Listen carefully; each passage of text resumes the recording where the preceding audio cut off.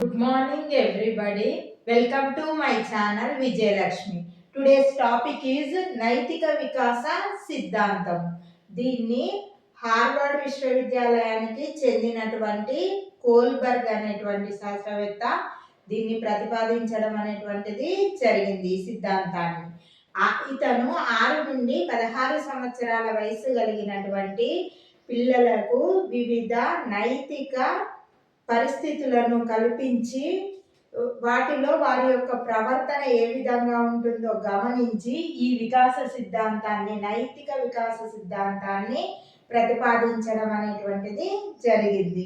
ఈ నైతిక వికాస సిద్ధాంతం అనేటువంటిది నైతిక విలువలకు ఎక్కువ ప్రాముఖ్యత అనేటువంటిది ఇచ్చింది. శిశువులో నైతిక నీతి అనేటువంటిది ఏ విధంగా ఏజ్ని బట్టి డెవలప్ అవుతుంది అనేటువంటి విషయాన్ని గురించి తెలియజేసింది ఈ సిద్ధాంతం. ఈ సిద్ధాంతంలో 3 స్థాయిలు అనేటువంటివి ఉంటవి. అందులో ఒకటి పూర్వ సంప్రదాయ స్థాయి,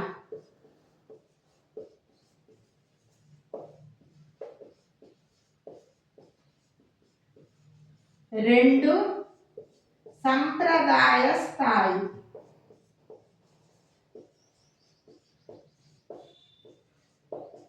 3 ఉత్తర సంప్రదాయ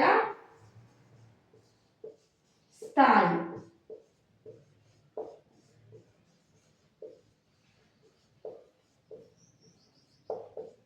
పూర్వ సంప్రదాయ స్థాయి, సంప్రదాయ స్థాయి, ఉత్తర సంప్రదాయ స్థాయి.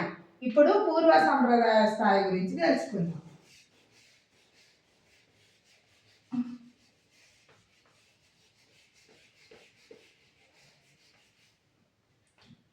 ఇందులో 4 నుండి 10 సంవత్సరాల వయసు కలిగిన పిల్లల్లో నైతిక వికాసం అనేటువంటిది ఏ విధంగా జరుగుతుందో వివరించడం అనేటువంటిది జరిగింది. ఇందులోని పిల్లలు శిక్షను కలగజేసేదాన్ని తప్పుగా భావించడం, మళ్ళీ బహుమానాలను అనేటువంటివి ఒప్పుగా భావించడం అనేటువంటిది జరుగుతుంది. ఇందులో 2 ఉపదశలు అనేటువంటివి ఉంటాయి. ఒకటి విధేయత,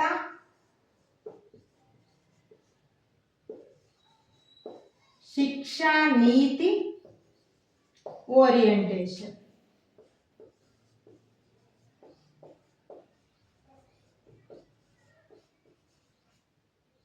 ఇందులో బాలుడు శిక్షను కలగజేసేటటువంటిది తప్పు అని భావించడం జరుగుతుంది. అది చేస్తే మనకు శిక్షిస్తారు అంటే ఆ పని చేయకూడదు అనేటువంటి అవగాహన అనేటువంటిది ఇందులో ఉంటుంది. ఇందులో తల్లి కానీ శిక్షిస్తుంది అనేటువంటి దానికే విధేయతగా ఉండడం జరుగుతుంది. తల్లి చెప్పినటువంటి పనులు అనేటువంటిది చేస్తారు. ఎందుకంటే శిక్షిస్తుంది అనేటువంటి భయంతో తల్లికి విధేయతను కలిగి ఉంటారు. 2 ఇందులోనే బి ఇంకో దశ సహజ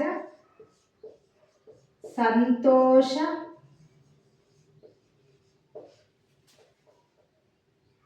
అనుసరణ సాధనోపయోగ దశ. సాధనోపయోగ దశ ఓరియంటేషన్.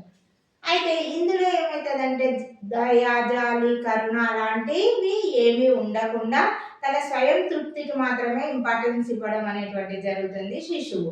ఎట్లా అంటే నన్ను టీవీ చూడనిస్తేనే నేను హోంవర్క్ చేస్తా అని తల్లితో చెప్పడం, నాకు ఆడుకోవడానికి బొమ్మలు ఇస్తే నేను నీకు చాక్లెట్ ఇస్తా, ఆ విధంగా ఉంటుంది ఇక్కడ నైతిక వికాసం అనేటువంటిది.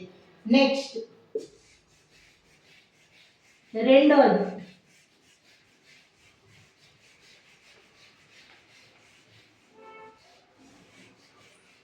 సంప్రదాయ స్థాయి. సంప్రదాయ స్థాయిలో 11 నుండి 13 సంవత్సరాల వయసు కలిగినటువంటి పిల్లల్లో ఈ విధమైనటువంటి ప్రవర్తన అనేటువంటి నైతిక వికాసం ఏ విధంగా ఉంటుందో తెలియజేస్తుంది సంప్రదాయ స్థాయి. ఇందులో పిల్లవాడు ఇతరులకు ఇబ్బంది కలిగించేదాన్ని తప్పుగా భావించడం, ఇతరులకు సంతోషం కలిగించేటటువంటి దాన్ని ఒప్పుగా భావించడం అనేటువంటిది జరుగుతుంది. ఈ దశలో పిల్లవాడు అధికారాన్ని గౌరవించడం జరుగుతుంది. హక్కులు చట్టాలకు కూడా విలువ ఇవ్వడం అనేటువంటిది జరుగుతుంది. నెక్స్ట్ ఇందులో 2 దశలు, మళ్ళీ 2 ఉపదశలు అనేటువంటివి ఉంటాయి. ఒకటి మంచి బాలుడి నీతి.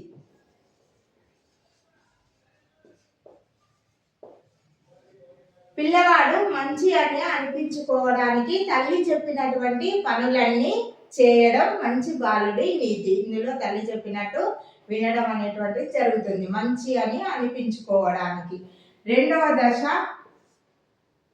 హక్కులను గౌరవించడం, చట్టాలను గౌరవించడం, అధికారం గౌరవించడం అనేటువంటిది జరుగుతుంది. అధికారాన్ని గౌరవించడం. సాంఘిక క్రమబద్ధత ఏర్పరచడం.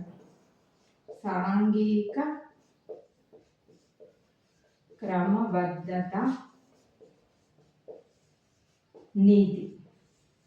ఇందులో ఏం చేస్తాడంటే ఎవరైనా తన యొక్క బాధ్యతను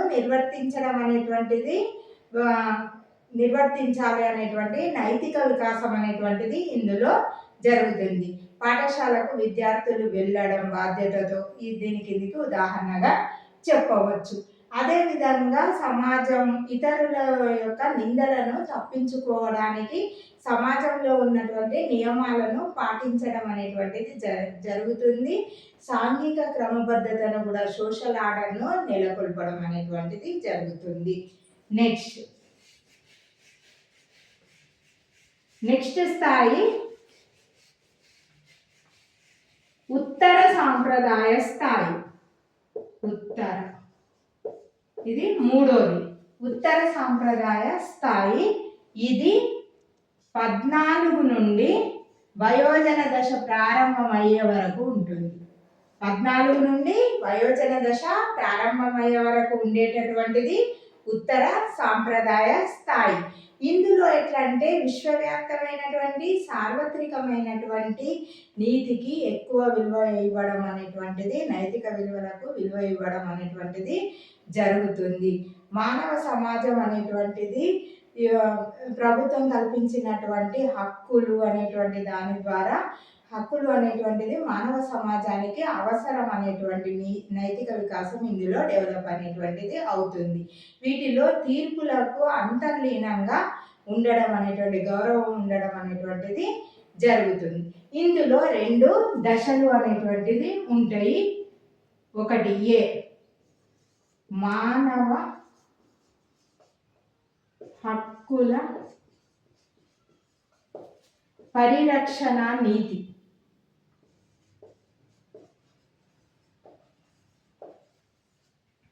అయితే మానవ హక్కులను పరిరక్షించడం మానవ శ్రేయస్సుకు అవసరం అనేటువంటి నైతిక వికాసం అనేటువంటి జరుగుతుంది. దీనిలో ఎట్లంటే సంఘంలో ఏర్పడినటువంటి నీతి నియమాలను పాటించడం అనేటువంటిది జరుగుతుంది. సమాజ శ్రేయస్సును గురించి ఎక్కువ ఆలోచించడం అనేటువంటిది ఈ దశలో జరుగుతుంది. నెక్స్ట్ తర్వాత ఆత్మతృప్తి, అంతర్గత ఆత్మతృప్తి అనేటువంటిది. అయితే ఇందులో ఇతరుల యొక్క నిందలకు విమర్శలకు ఈ దశలో ఇతరుల యొక్క నిందలకు కానీ విమర్శలకు కానీ విలువ ఇవ్వకుండా తన అంతర్గతంగా అంతరాత్మ అనేటువంటిది ఏమి చెప్తుందో దానికే ఎక్కువ విలువ ఇవ్వడం అనేటువంటిది జరుగుతుంది. దానికి విలువనిస్తూ సమాజంలో ఉన్నటువంటి నియమాలను ప్రమాణాలను పాటించడం అనేటువంటిది జరుగుతుంది. నా వీడియో కనుక నచ్చినట్లయితే లైక్ చేయండి, షేర్ చేయండి, నా ఛానల్ని సబ్స్క్రైబ్ చేసుకోండి. Thank you.